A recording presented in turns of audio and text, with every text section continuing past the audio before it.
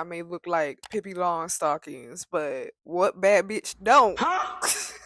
We just gonna dive right into My name is Jeff. what I want to talk about. I feel like this is something that I don't really feel like people talk about enough or at all. Stop talking about your personal business online, especially when it comes to friends. And I'm saying that because a bitch recently did that. Personally, I'm subscribing to this where I am done talking about my personal business or personal business that has happened recently in my life. And here's the thing, if I do talk about something, right? At least 5 years have to have gone by. You feel me? Here's why. On my main channel, I talked about a situation that had occurred like a couple of months of going through this grievance of ending a relationship. And I'm not going to talk too much about it, but it's still up on my channel. If you want to go watch it, because I am going to probably take it down at some point. Not because I'm a scary ass hoe. It's because I'm really pivoting my direction on my channel where I want to be taken more serious. I don't want my business to be out there that way. I probably will be taking down those videos very, very soon because I have a different vision for myself. And again, I want to be taken more seriously. As I say, like, don't talk about your personal business, especially if it's been recent. If it's been 5 years or plus that, I feel like you can talk about it in like a storytelling mode. You know what I mean? Ironically, I know what I'm talking about. Like, don't talk about your personal situations in life. But again, if time has gone by, you don't talk to those people, you don't engage with those people, you don't even fuck with those people, then I feel like you can tell a story. There is something that I do want to talk about with y'all. A situation that happened years ago. Baby, I was in high school when this thing happened, but it does have to do with a certain topic that is not an easy topic to talk about, but we gonna keep it kind of hee hee ha ha right now before we get into that topic. What I will be talking about is Nolan Wells, the boy Nolan in Mississippi, but we're not going to dive into that just yet. But hold your horses because we are going to be talking about that and a situation that occurred when I was in high school. And that was like, baby, I'm 30 something. So that was way over decades ago. Getting back on topic of why I'm saying, like, don't talk about your personal business as in real time is because I learned from this experience with this person I'm no longer friends with. But I will say someone had to catch that story. And what I mean by that is when you are going through something, you do not learn anything until you made a mistake. And I had to learn from this experience where I'm like, I will never talk about what I am going through in that way, specifically when it comes to someone that you do care about and you do love. I personally do feel that it is important to keep your personal business with people that you truly, genuinely love to yourself. When it comes to other situations, maybe it's somebody that you don't really fuck with and you don't care about and they're not your friend and it's like a little bit of drama, whatever. I think that's valid to share something like that. But when it comes to your own personal life and people that are close to you, that used to be in your corner right next to you, be careful because it can backfire. Was I wrong for what I did? Like I said, somebody had to catch that stray because I have done it before, but it was different. The first time that I did it, I didn't really have a repercussion the way that this one did. Because the difference is when I was talking about like a relationship ending, like romantically, whatever, that was different. This isn't a romantic relationship. This is a friendship. This is someone that I care about and I love dearly and had been in my life for 10 plus years. That was different. And was I wrong for sharing what I was sharing? No, because I was intentional about it, but still someone had to catch that stray. But through that, I learned that I will not be talking about personal things in my life because it can have, like, in the moment, a month ago, it had happened, and I was like sharing my journey of how I'm feeling and processing my emotions and shit like that. And I'm just like, yeah, baby girl, don't do that again. Let yourself process it in silence. It's something that I have learned. Like, silence is so powerful. Being silent even online when it comes to certain things. And on top of that, if I didn't talk about it, y'all wouldn't know about it. And some of y'all are like, what are you even talking about? Some of y'all gonna be nosy and go try and find it, which is fine. My whole point in saying this overall is it's better to just keep your personal situations private and not really share it online. One of the things that I realized for myself, even when it comes to like romantic relationships, because don't get me wrong, like, I'm gonna share my friends online when we're together, but if things go left, I'm not really gonna talk about about it online. Like, I'm just not gonna do that. Just for my own personal reasons, but also too, if I actually care about the person, I'm not gonna do it. Now, how they feel about it, if they want to talk about it, that's up to them. But I just know for myself, I'm just not gonna bother with it. And I just have a feeling that later on in life, I don't know why, but I feel like later on in life, I don't want to call on this energy, but if there is a situation that does occur where someone comes out and they say a whole bunch of shit about this, that, and other about a situation, all I'm going to sit here and say, you're valid for you. And everything that you believe is correct for you. And I'm not going to correct it because I don't really give a fuck. I feel that way now. So if there ever is a time that it does occur, it's still going to be valid because everyone's feelings and emotions is valid. And if I was a fucking bitch to you, bitch, there was a fucking reason. And I'm going to put that on everything. I don't have a reason to be fucking mean or evil to anybody unless you give me a reason. Cause I'm finna tell y'all some real shit, and a lot of people gonna disagree with me. Actual good people are not afraid to be seen as a bad person. They not. It be the fake nice people, the fake good people. Them be the most evilest, connivingest motherfuckers. That's number one. But if I do act a certain way, it's probably because of something that you chose to do. But anyway, that's besides the point. So now that we have like the synopsis, a little bit talking about like friendship and stuff, this is the part that we go and get a little on the darker side. Okay, it's gonna be a little eerie, not spooky ooky. All I'm gonna say is what I'm gonna talk about ain't gonna feel good. So fair warning. As a father of a young black man in a predominantly white neighborhood, just so we're clear, if he leaves with your children and doesn't come back, but your kids come back, everybody just forfeited their life. We not doing this. If his life and mine does too, and so should you. What I kind of already mentioned earlier about like Nolan and what happened to Nolan. If you don't know what happened to this boy, he pretty much went on a trip with his, because I think if I say like white, it might be like trigger warning for YouTube or whatever. So I'm just gonna say the mountain of Caucasus. Follow along, okay? Follow along. His friends that were from the mountains of Caucasus, he decided to go out with them. I think it was like for the 4th of July, and he turned up missing. They found his body, I think, a couple like days later. Now, mind you, Nolan was the only black boy on this trip. It's a whole investigation that is going on right now. I am going to talk about this topic because I think it is something that is very important when it comes to friendship. Because one of the biggest topics that I am seeing all over TikTok is the fact that Nolan grew up in the suburbs. And mind you, this is Mississippi. And one of the things is like, as someone that is currently living in the South right now, which I don't recommend and I don't like, but that's a whole different other topic. Being someone that is born and raised from Jersey, as well as living in the cities of Los Angeles, very diverse areas. And there's a lot of community and diversity where in the South, it's very different. Going back to the friendship topic, I want to share a story that happened years ago when I was in high school. This is like, y'all, I'm 30 something. So this was eons ago. Okay, this is very imperative to the story of what happened in Nolan. So, one of the things that I will sit here and say that my parents made extremely clear to me is to always trust your gut, number one. I have actually talked a little bit about these two people, which is Star and Pot, on my main channel. I want to say it's been about like a year to 2 years ago. Star and Pot, two girls that one Pot I was not friends with. Star I was friends with, and she was from the mountains of Caucasus. Okay. Girl Pot, she was Indian. She was someone that I got close to for a little while, right? When I was sharing the story, I was kind of talking about the story of what happened where Pot texted my phone talking all crazy. And also, Star needed some help because that girl Pot was talking all types of crazy online to her. And mind you, they were best friends. But there was a point of the story that I never talked about. And I feel like this is a perfect opportunity to talk about this and friendship and being very aware of your friends and who you can trust and who you should not trust.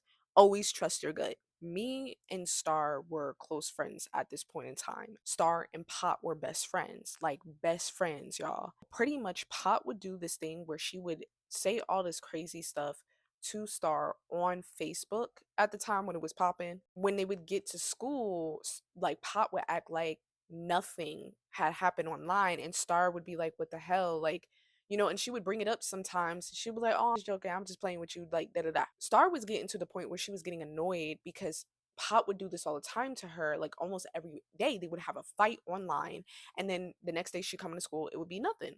Star came to me and she was like, "What should I do about this situation?" I had given her advice. My advice took heed and it actually did work. The girl Pot, mind you, I don't like this girl, decided to find, I don't know how she got my number, but she started talking all crazy in my phone. And I was like, "Oh, if she got all this to say on my phone, you must have a lot to say in real life too."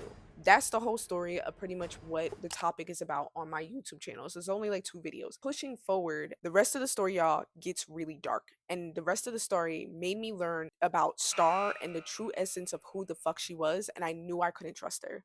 So let me take it back. So let me break down the reason to why I became friends with Star, because I think this is very imperative to the story. There was a situation that I was in the bathroom.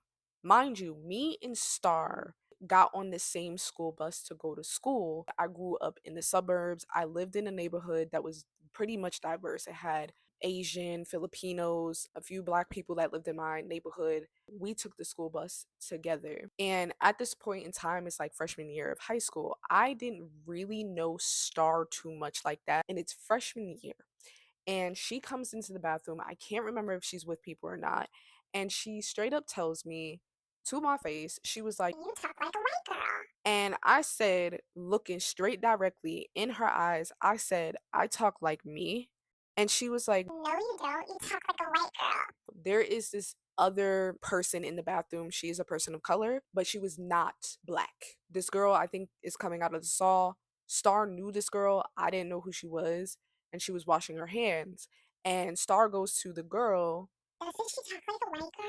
And she was like, "Yeah, she does." Now, this girl, person of color, like I said, she's not black. She doesn't even look at me. Now, mind you, I'm staring at her. Daggers, okay, looking at this girl. She couldn't look at me. So there's two things that I learned in that moment. Number one, if they do not look like me, they're not going to vouch for me. That's something that I learned in freshman year of high school. The second thing that I did learn in that moment, or kind of went through my brain, I was kind of like, clearly this girl Star is racist or prejudice or whatever the fuck you want to call it. To me, it was racist. I was like, well, let me befriend her so I can change her perspective on black people. No! I was in high school. I will never do that shit again. I had to learn from that experience. But that was the reason to why I befriended Star. Now that we have that clear out the way of why I befriended Star or became friends with Star, let's get into the dark side of the story.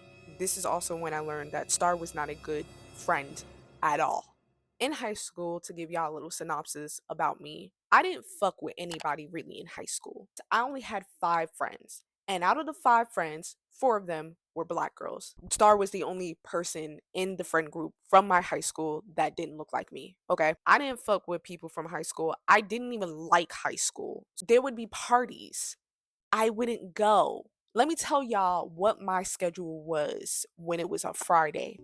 I would go home on Friday, watching anime, playing video games. Like, honestly, my best friend from like childhood, we didn't go to school together. She lived in Orange. So she would come to her grandmother's house, which was right behind me, and I would hang out with her on Fridays and sometimes Saturdays. So literally my weekends were hanging out with people outside of my school because I was hanging out with my bestie who lived in a different town. So I really didn't fuck with people like that at my high school. I was fucking with other people outside of my high school because I didn't like my high school. With that being said, Star would invite me to like parties and stuff, and I would say no. But I remember this specific party for various reasons, okay? And this was around, I wouldn't say like fall because it was cold. Star was like, "Hey, there's this party." My question is always, who's gonna be there? And is there food gonna be there?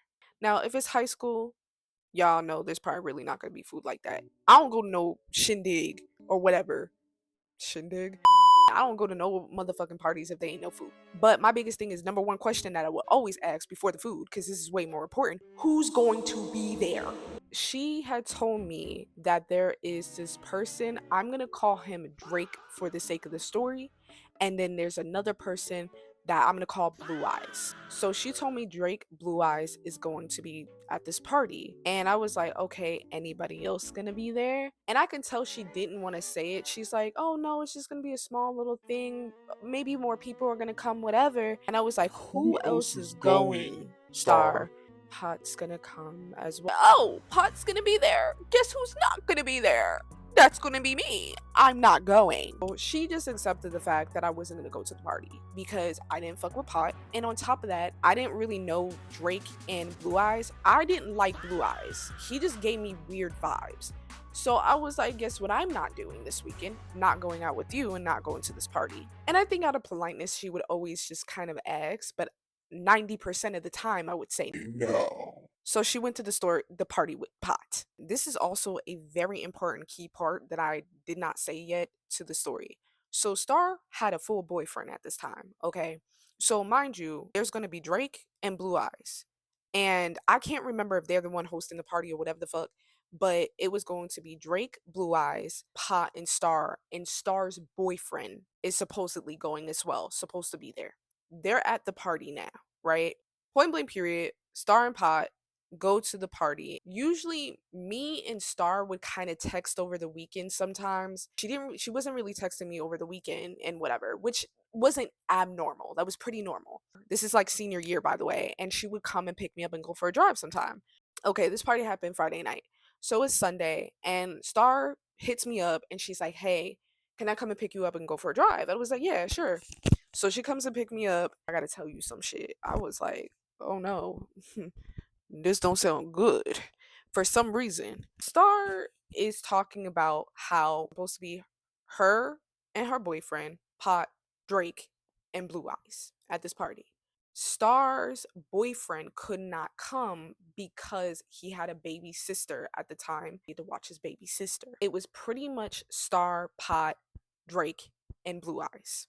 One of the things that I knew and I was telling Star, and she definitely picked it up at this point, Drake wanted Star. Now, what's really crazy about this part is Drake knew that Star had a boyfriend and was friends with Star's boyfriend. So she gets to the party. Obviously, there are drinks, and I do not condone this. I'm not a drinker myself. I didn't drink in high school. I don't really drink now, but please do not drink underage. But that's what they were doing at the party. But because she was the designated driver, she did not drink that much. That was one of the times she was pretty smart. But she started drinking early because she wanted to be able to sober up so she can drive home. Like I said, Drake had a thing for Star towards kind of the end of the party, where everybody's like kind of drunk at this point and whatever, Drake is trying to pull moves on Star. And at this point in time, I think Star really sobered up and she's like, oh, no, no, no, no. Like, I got a boyfriend. Like, get off me, bro. So at this point in time, she goes to look for Pot. Pot is in the room with Blue Eyes. And Star goes into the room to go get Pot. She's like, okay, Pa, I'm ready to go. I'm ready to get out of here because Drake is already trying to get moves, trying to, da da da. And she's like, I need to get the fuck out of here because this guy is on my ass. So Pa is like, no, no, I don't wanna go. I'll stay with Blue Eyes. I stay with Blue Eyes. And she's like, no, Pot, like we have to go. Now, mind you, her friend Pot is entirely intoxicated. She's drunk. Star is trying to get Pot to go, but Pot is just not budging. So Star leaves her there. So I'm in the car with Star and she's telling me everything I just disclosed to you. I don't like Pot, but one of the things that I will sit here and say as a black girl and a black person, I can't speak for any other demographic, but one of the things that we do, if we come together, we leave together. Okay. I don't care if a bitch is drunk or not. You need to drag that bitch out of there. Y'all are in high school. Star makes it clear to me that she left Pot there. And I was like, I was disgusted instantly, but instantly I knew who Star was. And let me explain. Wait, what? Yeah, I left Pot there. Star, why would you leave her there? Like she was intoxicated. Well, she's not my responsibility. She's an adult. Blah blah blah. Oh, this is really who Star is. And I realized in this moment, Star wanted me to kind of be on her side and be like, she's not wrong. Bitch, you were wrong. And I'm not that friend either. I'm gonna tell you like it is. And I told her she was wrong. Was definitely pissed. And I remember she had dropped me off at home. Now, mind you, I want to add this. So this is senior year. Star used to drive me to school every morning. So I think that Monday she didn't come pick me up, which was fine. I took the bus, whatever. But the day after that, she did come and pick me up. And I can tell she was still a little salty about it and whatever because I didn't agree with her. But I was like, bitch, you're wrong. We never spoke about it again. I said my piece. That was around the fall. So let's just say that was like November. Okay. Star would pick me up every morning to drive me to school. I remember February, the end of January. I'm going to admit this was really rare of Star doing. Hit me up one day and was like, "Hey, I won't be able to like drop you off at school for like a few weeks." Now, when she had texted me, I didn't really think anything of this, okay? Okay, like I hope everything's well, whatever. And I think I did ask her. She's like, "No, no, no, everything's okay. Like I just have some things that I have to like do, like personal things, whatever." I left it at that. There was a point in time, like freshman year, that Star was like really sick, like really sick. So I was like, maybe it has something to do with that. I'm not gonna ask her. You know what I'm saying? Because it might be a touchy subject. You know what I mean? But again, it was still very rare for Star not to really pick me up and go to school. So I had just taken the bus. I would say it was about like maybe 2 to 3 weeks that she couldn't come and get me. So there was a day that she was finally able to come and pick me up. I didn't really ask. I was just like, "Are you okay? Is everything okay?" Like, that's all. And she was like, "Yeah, everything's fine, blah, blah, blah." But me being me, I knew something was wrong. I don't know what it was. I just didn't feel like it was my place to ask, but I was just like, something ain't right. Star and Pot, after that party, they were not friends. They were done. Not that bullshit that they had before. They were done. They were not talking anymore. She was picking me up, whatever. I can sense that something was odd, but I did not ask. It was a month later, and she had hit me up one day and she was like, "Hey, can I pick you up? And I need to talk to you. Like, I really need to talk to you." And I was like, "Sure, whatever. We're going on a late night drive." And she was like, "I really need to get this off my chest." Now, this is like the end of February, probably like March or something like that. Cause now I'm like, this is a little spooky. Like, what's going on? You know what I'm saying? So Star just gets straight into it, and she's like, Like a month ago where I couldn't really like drive you to school and stuff, right? and I was like, yeah. So initially, I'm like, I hope she's okay because, like I said, I'm not thinking anything really else. You know what I'm saying? I'm like, I hope she's not sick again. And she was like, Remember that party a few months ago? "Oh, the party where you left Pot?" Yeah, that party. Yeah. Now, mind you, I'm still not thinking of anything. Well, you know how we stopped talking, like for real, like we were done. Yeah. About a month ago, she reached out to me. Okay. Like what's going on? Y'all, this is kind of where it gets a little, dark. I'm just going to get to the fucking point. She discloses to me that at that party, obviously she was drunk Pot and she left her there. She obviously slept with Blue Eyes. Now, was it consensual? No, it wasn't. She doesn't really remember too much because she was drunk. She was intoxicated. Point blank period. Pot finds out that she got pregnant. A month ago, Pot reached out to her through Facebook and she had messaged her on there and told her, "Hey, I know we are not talking. I know we are not on good terms, but I need you right now. I need you to come to my house like now." Star does that. She goes to her house and she's very confused because she's like, "What the fuck? We haven't talked in months." And mind you, this is probably like January during this time. So point blank period, she discloses to her, Pot discloses to her that she's pregnant, and she's like, "This is your fault. You left me there." Star in a way does take accountability and she was like, "Oh fuck, da da da." So point blank period, Pot, from what I remember, was like, "You're gonna take me to his house and we're gonna have to talk to him and tell him about the situation, blah blah blah." She takes Pot to the house to go talk to Blue Eyes.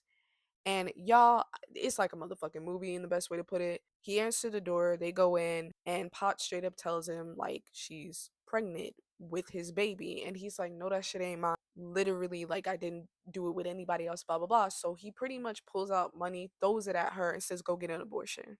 Pot starts crying, whatever. So that's what Star was doing those few couple of weeks, is taking her to Planned Parenthood and helping her through that process of going through the abortion process. I'm literally listening to the story like, oh my motherfucking God, this is insane. Also, during that time, too, through the process, but I guess in the time that she was talking to me, it got really like nasty between them where she was blaming her on Facebook, calling her all kinds of names. And she's like, fuck you, this is your fault, da da da da da. But in this moment, for some reason, Star would come to me to, I guess, get answers. I really had to ask her, I was like, do you want me to be honest with you or you just want me to listen? And she was like, you can be honest with me. It is your fault. You left her there. But if I was there at that party and even if I didn't fucking like her, I would have still, that would have been a perfect opportunity to grab her by her hair and pull her the fuck out of there. That's crazy. That was the moment that I knew Star was not meant to be trusted. And I didn't trust her ever since then. And I remember in college, the show 13 Reasons had came out. There was a situation of the essay scene in 13 Reasons. And I remember Star texting me and it's like, damn, I think she had an awakening finally because I think for a while she did not think that was her fault. Because I'm like, you're not a real ass friend. You don't leave your friends there intoxicated. You talking about she an adult and shit. Y'all are kids. But anyway, that's besides the point. We were 13 Reasons came out. It finally hit her and she was like, oh my God, it is my fault what happened to Pot. I was not a good friend to her and I was not there for her. I'm pretty much done with Star with her bullshit because there was other shit I'm not going to talk about, but there was other bullshit with Star that I was just like, you are literally a dumb bitch. And I don't know why you keep allowing yourself to be in situations because you don't fucking think. So when she had texted me, it finally occurred to her that it was her fault. I was like, yeah. And I left it at that. And I have not talked to this girl ever since. But the whole point of me saying this, going back, pulling back in Nolan, that is something you have to be aware of because they do not think the way that we think. You don't leave someone, especially if they're intoxicated at a party, and you really have the audacity to say it's not your responsibility. Bitch, it is. You came there, you drove her there. It was your responsibility to bring her the fuck back, and you didn't. I'm sorry to say this, but I'm not sorry to say this because history repeats itself and it keeps showing its ass every single time. If you are surrounded by people that do not look like you, don't ever think they are going to vouch for you. I'm not saying every situation, but in this situation, what happened to Nolan and in the situation that happened with Star and Pot, that confirms it. I knew that I could not trust Star any further. Again, I'm not going to say everybody is that way from the mountains of Caucasus, but again, if it's the South, I'ma think that way 1,000%. And even being from, up north from Jersey, even still looking at her as like she did have her biases, she had racist thoughts, and she was definitely prejudiced or whatever the fuck you want to call it. I didn't trust her, and I would never trust her. And I knew my place, and I knew if I would have went to that party, who knows what would have happened to me. That's why I didn't go. And something I do want to say here and mention because I think this is extremely, extremely important.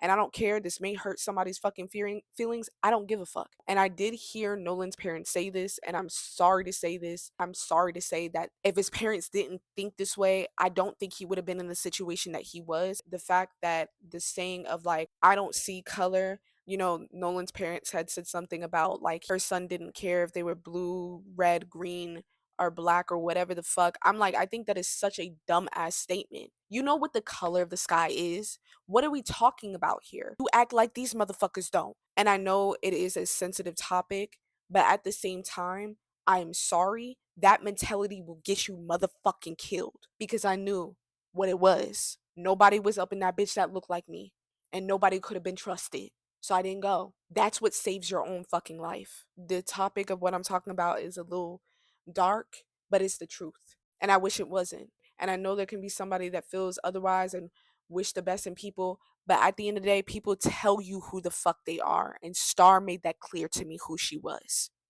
She wasn't to be trusted. And that's it. Okay, bye. Let's wait for more details. Here are the details.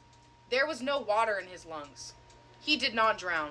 There are pictures of him at the after party, meaning he came back from that island alive.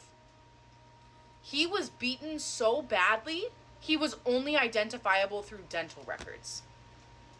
Are you putting two and two together yet? Are you understanding why these conversations need to be happening in your house to make sure that your white child is a safe person when they go out into this world? Because let me just say this. If my white son is out in public and your white child is being racist or bigoted or just a piece of shit, He's gonna make sure your white kid is only identifiable through dental records. And then he's gonna come home to me. He's gonna let me know what your kid's name was. I'm gonna find you and your entire family. And I'm gonna make sure every single one of you is only identifiable through dental records. I am so sick of watching this shit happen. That shit happened on the 4th of July. 250 years of freedom, my ass.